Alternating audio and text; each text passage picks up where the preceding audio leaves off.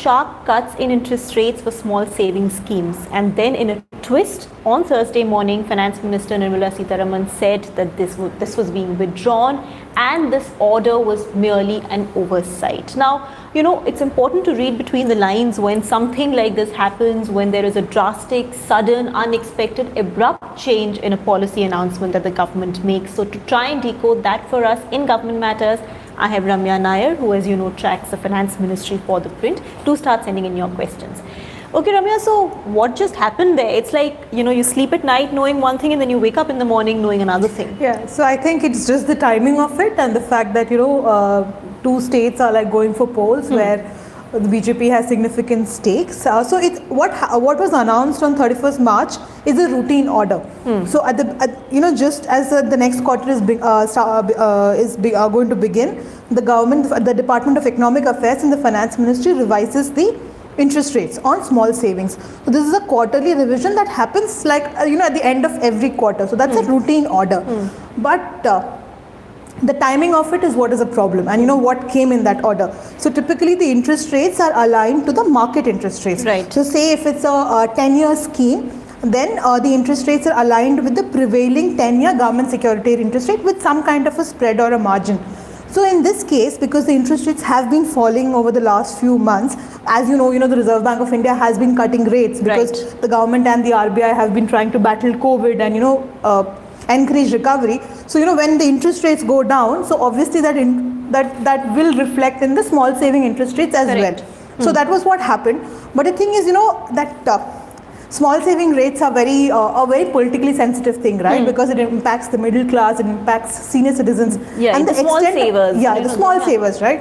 And the extent of the rates is the rate cut is a problem, right? As in the lowest amount was 0.4%. But in some cases the rate cut was the interest rate cut was as high as 1.1 percentage points for something like a senior citizen scheme, right? If the rates are reduced by 0.9%, that's a huge drop, and that too in one go. So it's not a calibrated decrease, but it's a single increase. It's a decrease in one go.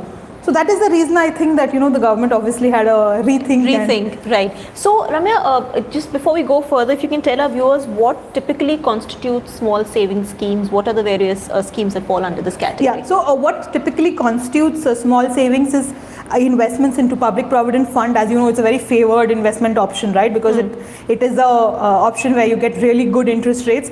Then the other savings that come under this is a national savings certificate, NSC. It was a favored one for many years. People used to go to a post office and put in money, buy these national savings certificates. Then you have the Sukanya Samriddhi scheme that was for the girl child, money that was put, a scheme that was specifically for protecting girl child's future. Then you have all of these deposits which are there with post offices, and then you have the senior citizen savings schemes. These are like the broad big ones that are there under the national small savings. Right. Okay. So let me get to the audience question straight. The first question is from Rakesh, and it's a straightforward question. How are the ongoing assembly elections related to this? So, without beating about the bush, could there be any other reason for the finance minister to withdraw it, citing oversight? Let me put it that way. Unlikely, right? Because this is, as I said, it's a routine order that comes in at the end of every quarter, and it basically tells you the rates that are going to be effective next quarter. Given the sharp decrease in interest rates over the last few months, it was inevitable that the small saving rates would have retained. It was inevitable that there would have been a cut, that there had to be a cut. So the fact that the Department of Economic Affairs issues the order in the evening, there's an uproar, and in the next morning, the finance minister tweets that the order will be withdrawn, and it was an oversight, and the interest rates that were prevalent in January to March will continue for April to June also. So what I can sense from that statement is that come 1st July, there will again be a sharp reduction in rates, because there is no way that the interest rates can continue to be at these levels. So one is that, and second, obviously the timing, there cannot be any other thing, right? Because as you know, Assam and Bengal are the second phase is polling today, and you have states like Tamil Nadu and Kerala which are going to go to polls. So you mentioned Assam and Bengal are polling today, and then of course Bengal is a long drawn election which goes on till the end of April. It's a very hotly contested election. Interestingly, you've also done a story which has been published on our website, ThePrint.in, so you can log in and read about how Bengal tops the list of small savers in the country. So that seems like a very interesting link. True, yeah. The data shows that that's the data with the National Savings Institute. Basically, it's a body under the Department of Economic Affairs and the Ministry of Finance. So the data there is like till November 2018, but the data goes back till 2000, from beginning 2000. So from beginning 2000, West Bengal has been the largest contributor to small savings. Every year, it has been, the state that is ranked on top. When it comes to small savings. So obviously the contribution of West Bengal is the highest compared to other states like Uttar Pradesh, Maharashtra and Tamil Nadu. If you would look at the share also over the last few years, around 13 to 15% of the total small savings comes from Bengal. Right. So that is a very interesting link, and that's actually very interesting data that Remya managed to dig out. Okay. This question is from Ramesh. What is Finance Minister Nirmala Sitharaman's view on it? So besides the fact that it's an oversight, is there any... there has been no other statement besides the oversight fact. I'll just take you back a bit. This debate is not a new one. Banks, as you know, banks also lend at a certain rate and accept deposit at a certain rate. So when the RBI pressures banks to reduce interest rates, the argument that they come forward with is that we cannot reduce lending rates till our deposit rates go down, right? And the deposit rates cannot go down beyond a point because the small saving rates are high. Right. So if we reduce our deposit rates, if the banks reduce the deposit rates beyond to a certain level, banks fear that they may not get too much deposit money because savers will prefer to use the national small savings instruments. So that has been an argument that has been going on for a long time, and there has been a pressure on the government for a long time to reduce small saving interest rates, or more accurately to align it with the interest rates that are there in the market. Right. Okay. There are many questions, Ramya. I always say I get a lot of questions from you for you, and it's difficult for me to sort of figure out which ones to take and which not to take. Okay. So this one is from Preetam Jyoti Bora. Many old persons in remote areas live on the interests of fixed deposits if saved in banks. This is going to hurt them, and there is nobody to raise a voice for them. So, yeah. See, it's again, as I said, there are two arguments to this. There are two sides to this whole argument, right? That one, yes.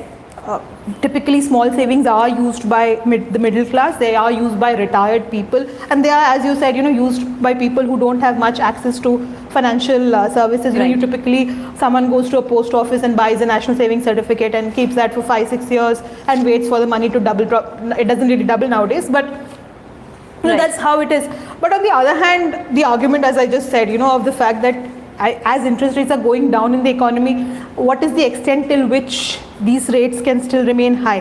Also remember that when the government accepts these deposits at a certain interest rate, to make sure that they pay this interest rate to the deposit to whoever has bought this small saving, the government also has to use that money and deploy it somewhere and earn that kind of interest, right? So over the last few years, the government has faced a problem on how to deploy this. Right. So state governments now no longer prefer to borrow from the NSSF, that's the National Small Saving Fund. So typically you had many PSUs borrowing from NSSF, you had state governments borrowing from NSSF. But over the last few years, because NSSF rates are so high, that state governments have said that we don't want to borrow from NSSF, because we can borrow cheaper from the market, why should we come and borrow from the NSSF? So there's no deployment is a problem.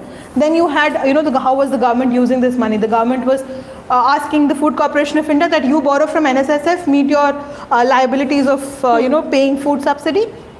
And then eventually, the loans were just rolled over. But this time in the budget, the government also decided that, we'll come clean, and whatever is the food subsidy will now be reflected in the budget and not on the books of FCI. So then eventually the question also comes that where will this high cost money eventually even get deployed? Right. So that is also a cause. That is also Okay, this is a question from a handle called Dummy Indices. How will this withdrawal of interest rate cuts affect the inflation rate?